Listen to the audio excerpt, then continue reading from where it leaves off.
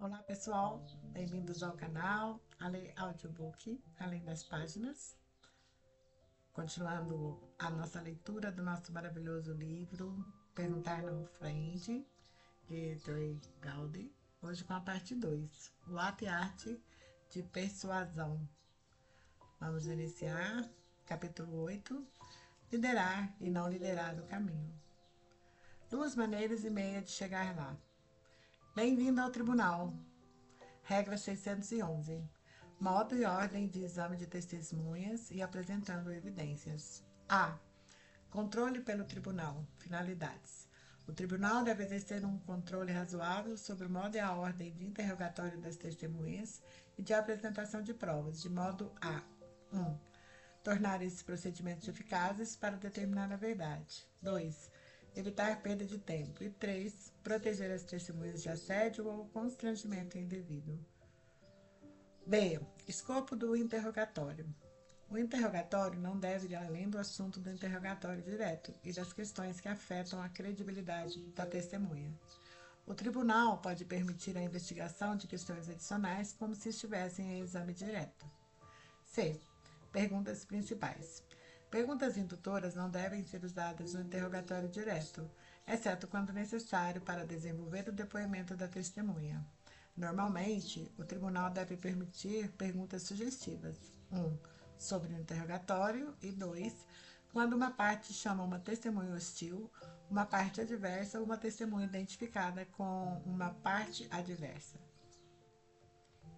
Esta é a regra probatória que rege a forma de interrogatório das testemunhas em tribunal. Você notará que a seção C é intitulada Perguntas Orientadoras e que as perguntas orientadoras não podem ser usadas em exame direto em um tribunal. O exame direto, em termos gerais, ocorre quando você faz perguntas a uma testemunha para quem ligou. Em um caso de negligência médica, se você for o advogado do reclamante, é você quem liga para a pessoa que era o paciente e alega negligência médica. No processo criminal, se você for o promotor, é você quem liga para o caixa do banco que estava presente quando alguém com máscara de esqui entrou e lhe entregou uma nota de exigência. Isso é um exame direto e perguntas indutoras não são permitidas normalmente.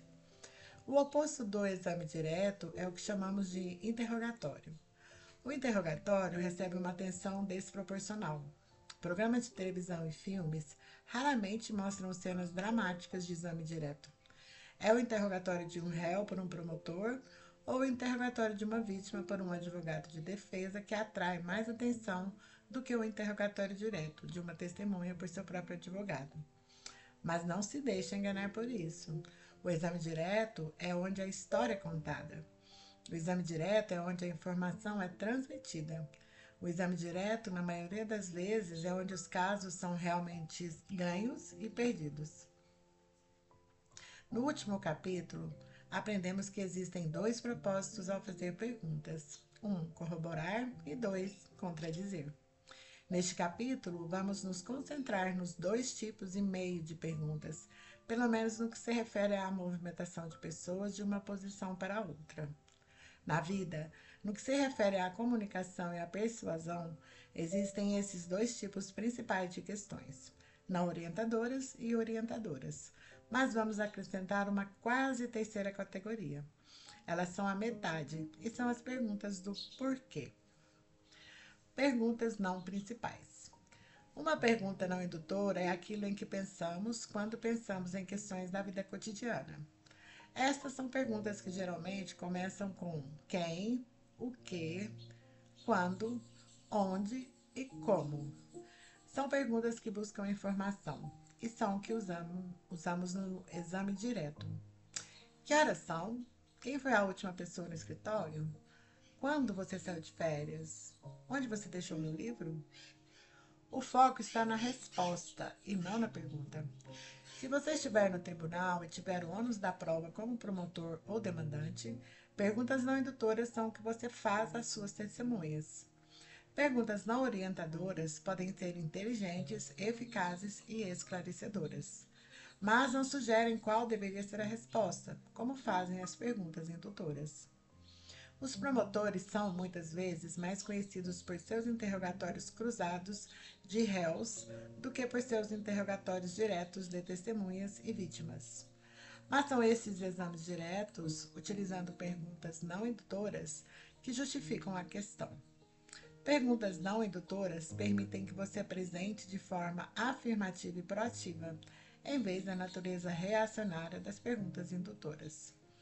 Em casos de pena de morte, por exemplo, serão utilizadas perguntas não indutoras para dar ao júri uma ideia de perda que a família da vítima sente. Qual foi a última coisa que você disse à sua filha antes de ela ser morta? Do que você mais sente falta na sua mãe? Que tipo de pessoa era seu irmão? Como você descreveria o relacionamento de sua irmã com os filhos? Que tipo de mãe ela era? Se você pudesse conversar com seu pai uma última vez, o que gostaria de dizer a ele? Na vida, usamos perguntas não indutoras na maior parte do tempo. Quem queremos convidar para jantar? O que você quer fazer hoje, querido? Quando queremos ir ao supermercado esta semana? Onde você conseguiu essa gravata incrível? Como foi o seu dia na escola? Existem várias vantagens em perguntas não indutoras, incluindo 1. É provável que você construa um relacionamento melhor com a pessoa a quem está fazendo perguntas. 2. É menos provável que você ofenda devido ao caráter aberto da pergunta. E 3. Você permite que a pessoa exponha seu ponto de vista de maneira ininterrupta. A desvantagem de usar perguntas não indutoras é que você perdeu algum controle ao orientar a direção da conversa. O primeiro encontro de Lindsey Graham com Joe Biden prova isso. Conforme Lindsey conta a história, ele era novo no Senado e estava participando de um CODEL, delegação do Congresso, com Joe Biden. Graham não conhecia bem Biden na época, e eles tinham um voo de 14 horas pela frente, sentados um ao lado do outro. Então, enquanto decolavam da base aérea de Andrews, Lindsey virou-se para Biden e perguntou: o que está acontecendo com a política de Delaware atualmente? Segundo Lindsey, quando o avião pousava em Bagdá, Biden virou-se para ela e disse: vou terminar a história no táxi a caminho do hotel. Duvido, mais ou menos, que Biden tenha falado durante 14 horas seguidas sobre a política da Delaware. Mas a história de Lindsey é engraçada e ilustra o poder e as limitações das perguntas não orientadoras. Você faz a pessoa falar, mas às vezes ela fala muito. E quando para de falar, você esquece o que perguntou originalmente. Perguntas principais. Uma das minhas grandes frustrações com as audiências no Congresso foi o limite de tempo artificial dentro do qual se espera que os membros ou testemunhas fazem processos significativos.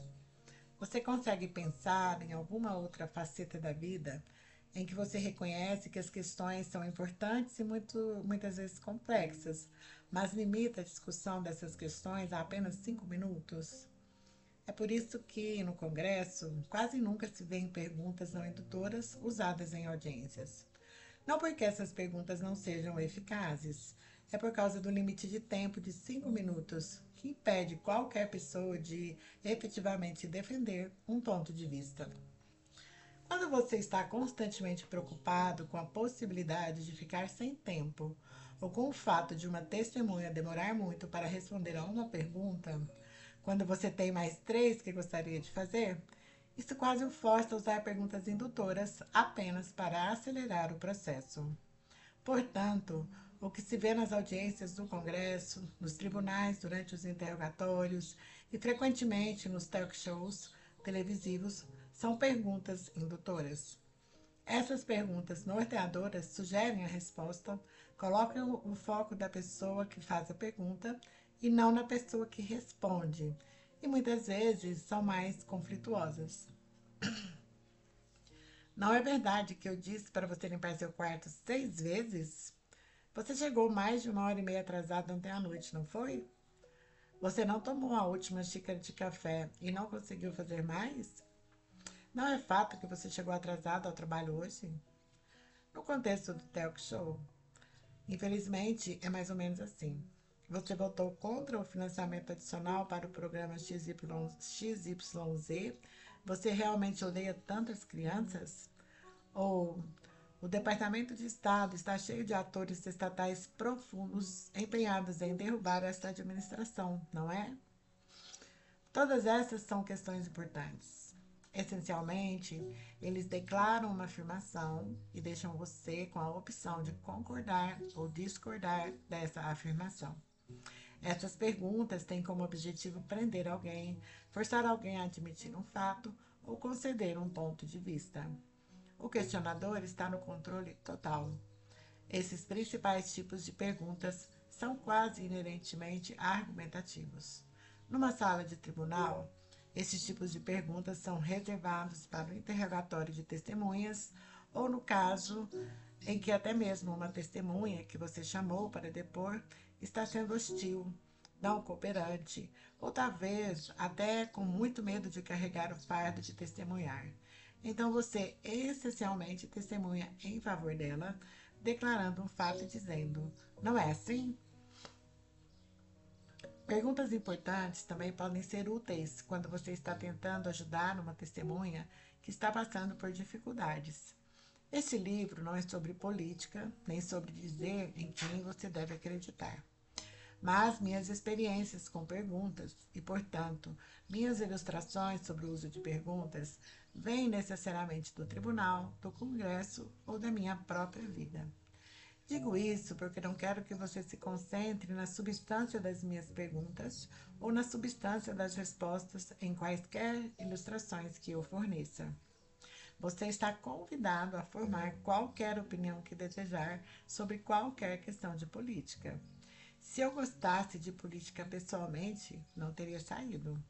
Não uso exemplos de investigações ou audiências no Congresso porque gosto de política, mas sim porque, ao longo dos meus 8 anos no Congresso, pude fazer perguntas a algumas pessoas conhecidas, inteligentes e experientes, como a secretária Hillary Clinton, ex-secretária de Defesa Leon Panetta, o ex-diretor da CIA David Petraeus, o ex-diretor do FBI James Comey, a senadora dos Estados Unidos Elizabeth Warren, o ex-procurador-geral Eric Holder, Jared Kushner, o inspetor-geral Michael Holders, Samantha Power, Ben Rhodes e Susan Rice. Fora das câmaras, tive a oportunidade de visitar e fazer perguntas ao vocalista da maior banda de rock do mundo, Bono, do U2. Mentes jurídicas brilhantes como Paul Clement e aquele que será sempre o dia mais difícil de todos no serviço público, o dia em que o presidente da Câmara, John Boehner, me pediu para me juntar a ele numa reunião com os pais das crianças assassinadas na escola primária Sandy Hook. Os exemplos que forneço, alguns de vocês concordarão com minhas perguntas e outros não. Alguns de vocês ficarão do lado da pessoa que responde às perguntas e outros não. Nada disso é da minha conta, e suas ideias políticas, se houver, não têm importância quando se trata de usar perguntas para defender seu caso. Mas só posso recorrer às minhas experiências para defender o meu caso. Por favor, tenha paciência comigo. Enquanto fazia parte do Comitê Permanente de Inteligência da Câmara, pediram-me para entrevistar dezenas de testemunhas relacionadas com a interferência russa nas nossas eleições, alegações de conluio com o governo russo, bem como questões relacionadas com a resposta do nosso próprio governo. Uma dessas testemunhas foi o ex-procurador-geral Jeff Sessions, e uma das áreas de investigação foi a agora famosa sequência de e-mails entre Donald Trump Jr. e Rob Goldstone, marcando a reunião de Trump na Trump Tower em junho de 2016. Jeff Sessions é certamente uma pessoa inteligente e capaz. Você não se torna procurador dos Estados Unidos, senador nos Estados Unidos e procurador-geral dos Estados Unidos sem ser capaz. Mas esta seria uma entrevista difícil para ele por vários motivos. E, ao contrário de um tribunal ou mesmo de uma entrevista pública, Não houve nenhum júri composto pelos nossos concidadãos presentes para garantir que as perguntas eram justas e que o processo era razoável. Então, o que você faria? Certamente haveria tópicos muito difíceis de abordar, como a sua recusa na investigação da Rússia, o seu apoio ao então candidato Trump e o seu testemunho perante o Comitê Judiciário do Senado durante a sua audiência de confirmação. Como você lidaria com essas diversas questões durante esta entrevista? Esta entrevista seria principalmente sobre a investigação na Rússia. Por isso, o e-mail entre Rob Goldstone e Donald Trump Jr. seria enfatizado. Aqui está o primeiro na sequência do e-mail e aquele que gerou mais perguntas. 3 de junho de 2016, às 10h36, Rob Goldstone escreveu para Donald Trump Jr. Bom dia, Amy. Bom dia. Amy acabou de ligar e me pediu para entrar em contato com você com algo muito interessante. O procurador da coroa da Rússia reuniu-se com seu pai Aras esta manhã e na reunião ofereceu-se para fornecer à campanha de Trump alguns documentos oficiais e informações que incriminariam Hillary e as suas relações com a Rússia e seriam muito úteis para o seu pai. Isto é, obviamente, informação de alto nível e sensível, mas faz parte do apoio da Rússia e do seu governo ao Sr. Trump, ajudado por Aras e Amy. Qual você acha que é a melhor maneira de lidar com essas informações? E você poderia falar diretamente com Amy sobre isso? Também posso enviar essas informações para seu pai via Rona, mas são ultrassensíveis, então gostaria de enviar para você primeiro. Rob Goldstone decidiu usar perguntas indutoras com as sessões do Procurador-Geral. Não porque ele não fosse capaz de responder às não indutoras, mas porque havia certos pontos a serem levantados, e esses pontos eram melhor abordados usando perguntas indutoras. Não usei perguntas indutoras devido a quaisquer limites de tempo. Ao contrário de outras audiências no Congresso, não houve restrições de tempo durante essas entrevistas, mas percebi a necessidade de orientar as linhas de investigação e de destacar certos assuntos numa determinada ordem, e as perguntas orientadoras tinham muito mais probabilidades de serem eficazes do que as não orientadoras. Obviamente, você começaria destacando a realidade de que não existe um promotor da coroa na Rússia, certo? Isso não significa que o resto do e-mail seja fundamentalmente defeituoso, mas lembraremos bem dos capítulos anteriores que erros factuais minam a confiabilidade do que vem depois. E, claro, você deve ter em mente que este e-mail equivale a um e-mail de aviso. Com isso, quero dizer que os democratas da Câmara usariam o e-mail para mostrar que os participantes sabiam muito bem e, portanto, estavam cientes de que a reunião não era sobre a adoção de crianças russas, de acordo com a declaração emitida por Donald Trump Jr., mas sim sobre coletando informações de um advogado russo sobre a secretária Clinton. Você não pode evitar esse fato, então deve confrontá-lo e fazê-lo diretamente. O que você gostaria de fazer com as sessões do Procurador-Geral é pegar a linha mais contundente deste e-mail e confrontá-la diretamente usando perguntas indutoras, sendo essa linha: oferecido para fornecer à campanha de Trump alguns documentos oficiais e informações que incriminariam Hillary e suas relações com a Rússia, e seria muito útil para seu pai. Embora não seja uma transcrição exata, era isso que eu pretendia perguntar. Perguntei em alguns casos, ou gostaria de ter perguntado em retrospectiva. A secretária Clinton foi primeira-dama, senadora nos Estados Unidos e secretária de Estado, certo? 2 desses trabalhos, com certeza, e talvez todos os 3, teriam gerado documentos, certo? Esses documentos teriam sido documentos oficiais, certo? O e-mail diz documentos e informações oficiais, não é? Não são informações pessoais, certo?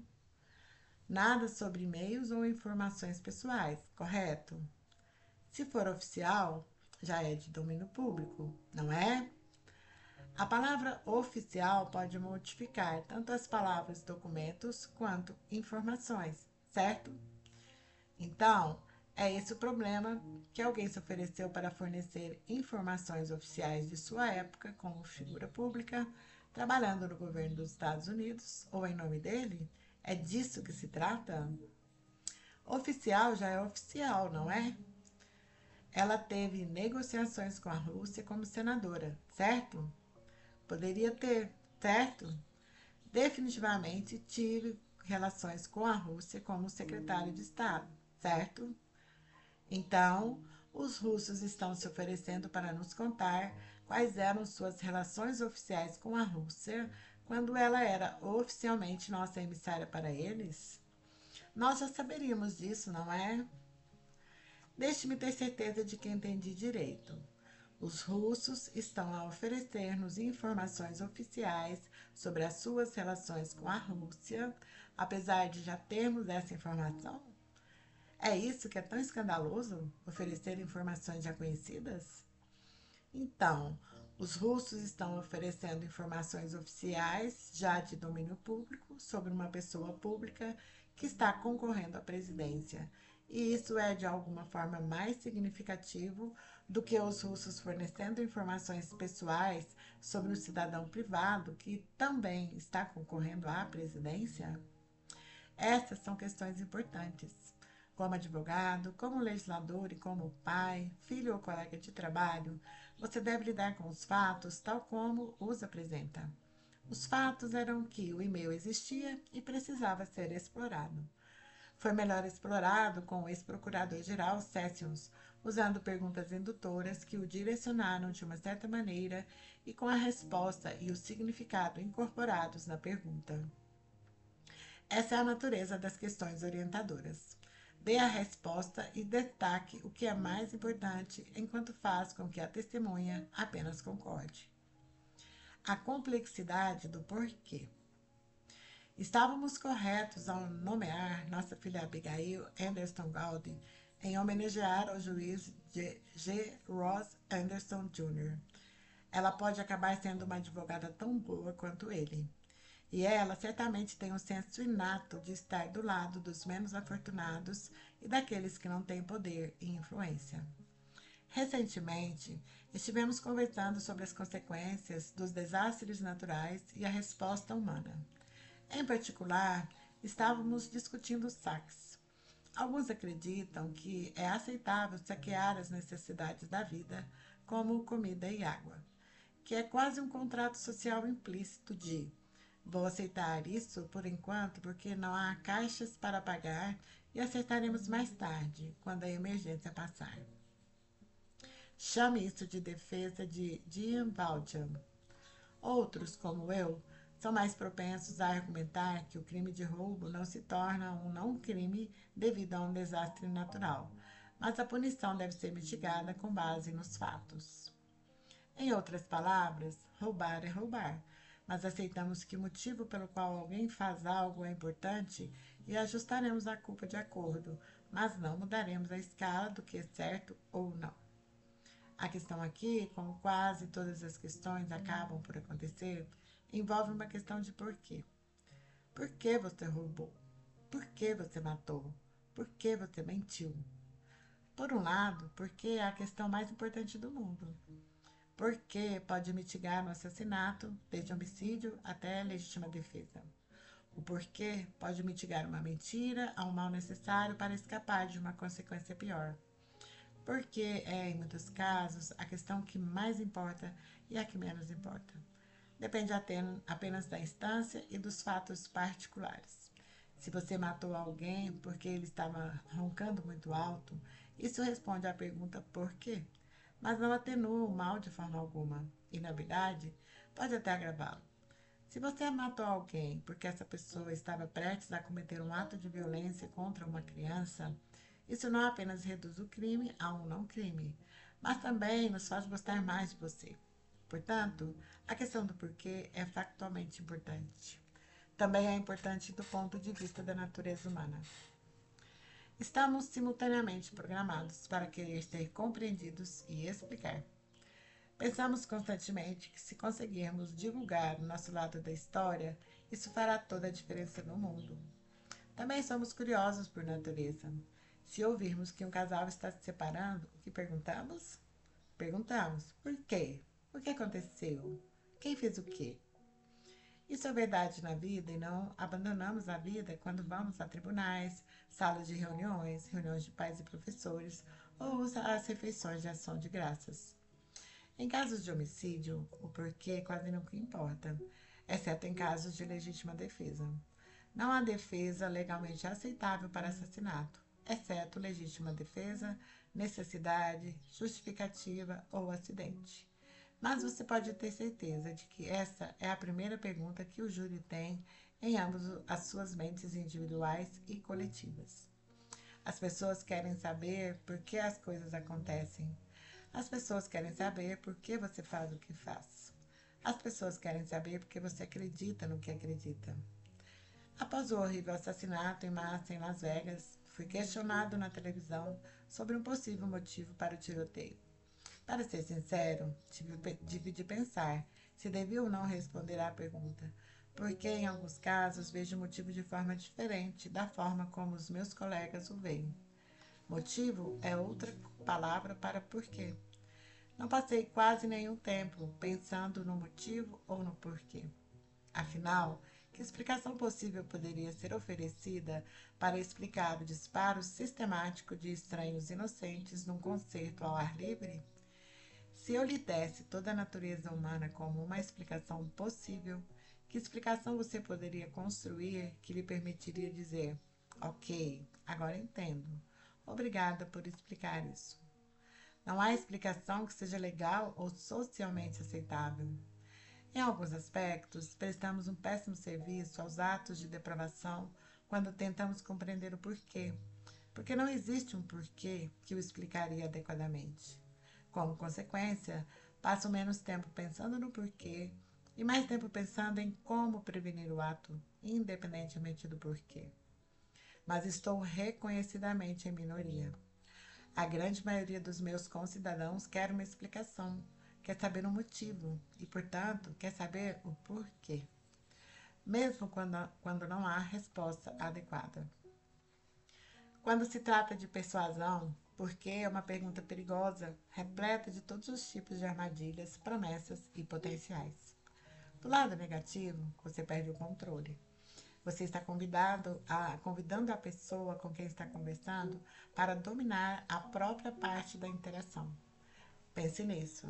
Você pergunta a uma criança por que ela teve um desempenho ruim em um teste ou questionário. O que vem depois? Embora possa ser, bem, eu não me preparei adequadamente, isso é raro. O mais provável é que venha uma história que comece com a descoberta do fogo ou dos continentes, separando e incorporando todas as coisas que aconteceram com aquela criança desde o nascimento e incluindo toda a pressão que ela sente para atender às suas expectativas e como a vida é desafiadora aos 13 anos. E eventualmente você se arrepende de ter feito a pergunta por quê.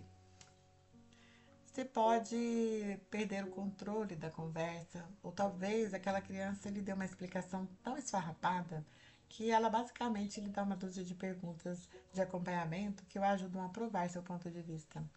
Você não sabe o que vai acontecer, e o porquê é, portanto, algo arriscado de se perguntar. Só que o que mais queremos saber? Então, é uma mistura de promessa e armadilha e não podemos evitar. E por isso perguntamos: por que você destruiu seu carro? Por que você não limpou seu quarto? Por que você não me ajudou com essas apresentações no trabalho? Por que temos que assistir aos cowboys todo dia de ação de graças? Porque eles acontecem todos os dias de ação de graças, é por isso. Mas porque eles acontecem em todos os dias de ação de graças? Ou o meu favorito de um parceiro de golfe: por que você bateu naquele taco? Porque pensei que ele era o clube step, idiota. Por que outro motivo eu teria batido nele? Quando se trata de perguntar por quê, Você deve equilibrar as armadilhas de perder o controle com a promessa potencial de uma mina de ouro de perguntas complementares. Perguntar por quê às vezes leva a pessoa que responde a fazer confissões que mostram preconceito, interesse no resultado do que quer que você esteja discutindo ou a falta de base factual. Se a resposta a qualquer pergunta por quê foi porque alguém me disse isso, então você tem suas perguntas de acompanhamento prontas. Perguntar como ou por que essa outra pessoa sabe o que afirma saber. Se a resposta ao porquê foi porque foi nisso que sempre acreditei, você terá suas perguntas de acompanhamento prontas para contestar essas crenças anteriores e o que pode tê-las informado ou instruído. O que me leva à ferramenta mais poderosa quando se trata de sua caixa de ferramentas persuasiva e de derrubar os argumentos apresentados contra você: o impeachment. Mal administrado, o impeachment é a falha fatal que torna ainda mais difíceis suas tentativas de persuadir. Mas aperfeiçoe a arte do impeachment e você estará no caminho certo para se tornar um mestre persuasor. E assim, finalizamos a leitura desse capítulo. Liderar e não liderar o caminho. Obrigada por estarem comigo até aqui.